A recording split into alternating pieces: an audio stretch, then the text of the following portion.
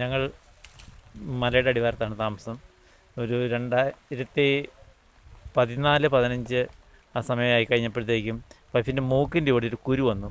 ആ കുരു വന്ന് പിന്നെ നമ്മൾ കുളിച്ചിട്ട് മുഖം തോർത്തുമ്പോൾ അല്ലെ മുഖം തുടച്ച് കഴിഞ്ഞ് കഴിയുമ്പം അതങ്ങ് പൊട്ടി ഇങ്ങനെ ബ്ലഡ് ഒഴുകിക്കൊണ്ടിരിക്കും. ചില ദിവസം നമ്മൾ ഞായറാഴ്ച പള്ളിയിൽ പോകേണ്ട സമയം നോക്കുമ്പോഴും മൂക്കിനിങ്ങനെ ബ്ലഡ് ഒഴുകിക്കൊണ്ടിരിക്കുകയായിരുന്നു.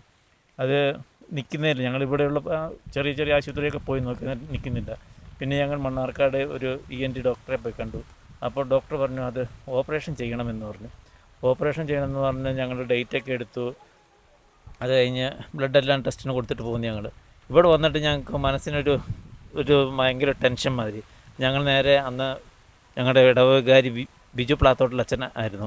അച്ഛൻ്റെ അടുത്ത് എന്ന് ഞങ്ങൾ പറഞ്ഞു. അപ്പോൾ അച്ഛൻ പറഞ്ഞു, നിങ്ങൾ വിശ്വാസത്തോടുകൂടി മല കയറി പ്രാർത്ഥിച്ച് കഴിഞ്ഞ് കഴിയുമ്പോൾ ദൈവത്തിന് മാറ്റാത്ത ഒന്നുമില്ല എന്ന് പറഞ്ഞു.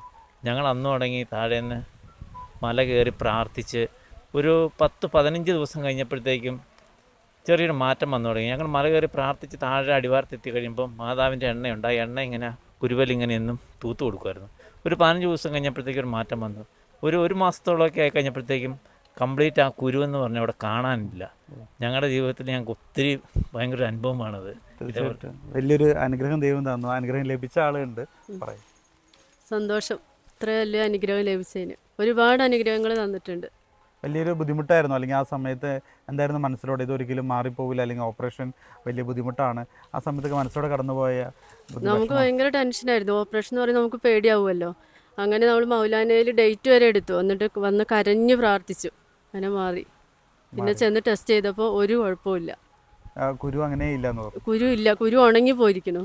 അതിൽ നിന്ന് എപ്പോഴും ബ്ലഡ് വരുമായിരുന്നു. നമുക്ക് എവിടെയും പോകാൻ പറ്റില്ല. കുളി കഴിയുമ്പോൾ എവിടെയെങ്കിലും പോകുമ്പോഴൊക്കെ ബ്ലഡ് വന്നുകൊണ്ടിരിക്കും. ഭയങ്കര വേദനയായിരുന്നു. വേദനയുണ്ടായിരുന്നു. അത് പൂർണ്ണമായിട്ട് തീർച്ചയായിട്ടും ഈ ഒരു കുരിശ് ഒരു മാസത്തോളം അടുപ്പിച്ച് കയറി അല്ലേ? ഒരു മാസത്തോളം അടുപ്പിച്ച് കയറി. ഒപ്പം മാതാവിന്റെ എണ്ണയും താഴെ ഇവിടെ ഗ്രോട്ടോയിൽ എണ്ണയുണ്ട്. അതെല്ലാ ദിവസവും പ്രാർത്ഥിച്ച് നമ്മൾ തേക്കുമായിരുന്നു. അങ്ങനെ പൂർണ്ണമായിട്ട് മാറി.